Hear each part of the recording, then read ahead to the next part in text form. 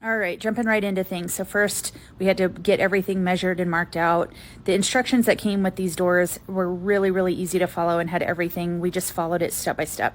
So once I had everything marked, then it was time to start drilling holes into my beautiful tile. First used a tile drill bit to get all the way through the tile itself, and then I used a standard drill bit to drill a pilot hole in the studs behind it. So the first panel that we're attaching to the wall is one that's going to just stay in place. It's the static panel.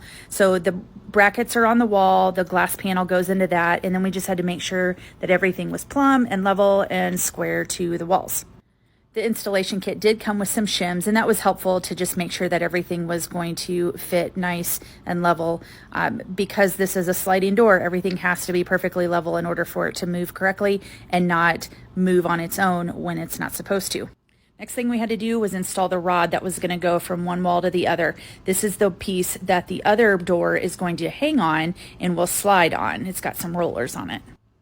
Once we had everything kind of mocked up and level and we could see where we think everything needed to go, then we started preparing for drilling into the wall. Again, I'm using the tile drill bit that I bought in the separate installation kit. There's one that comes with the overall shower doors, and then there was an extra kit that I bought that had these drill bits in it. It had drill bits and gloves and some other stuff in it, but the drill bits ended up working really, really well. So we got the holes drilled and we got the first part of the brackets in, and then this is where things started to get a little wonky. The way that the brackets screw together, you really have to be perfectly aligned, or they do not screw in. This is by design. I mean, it's going to hold everything, but this is where we were off ever so slightly, and we were unable to get the brackets to actually screw together the way they needed to. So down it came. At this point, we're weighing our options. So we could either try to manipulate the screws in the hole in the wall, or we could try to manipulate the bracket that we were working with. And that was the option we decided to go with.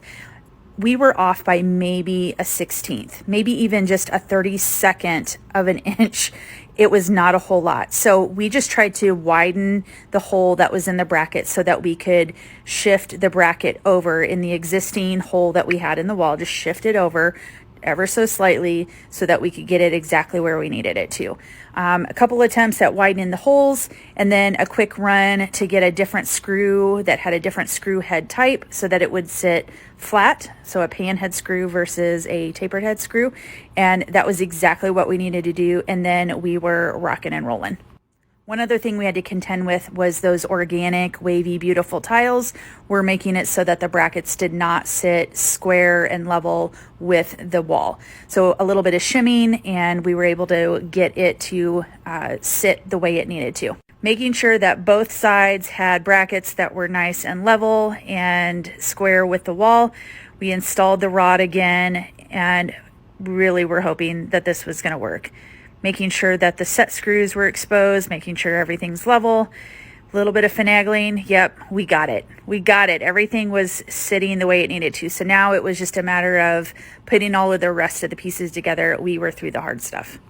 While Greg installed some of the hardware on the door that would be hanging, I was installing the pieces that attach to the curb.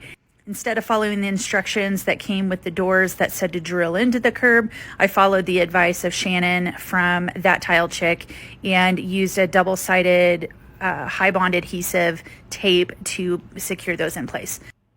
Hanging that other door was really easy. It sits right on the track, and then because it's level, it moves really nicely. And if you think about like cabinets and cabinet hinges, the ones that you can micro adjust and move things up and down and in and out, that's kind of what those little wheels up at the top do. You can make some adjustments there and get things to finagle so that your glass will be lined up and square and plumb and all the things. So it was really nice to be able to make those little micro adjustments.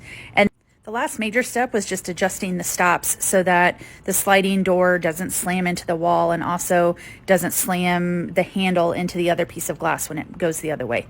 Just a few other little things to do first, and it'll be done.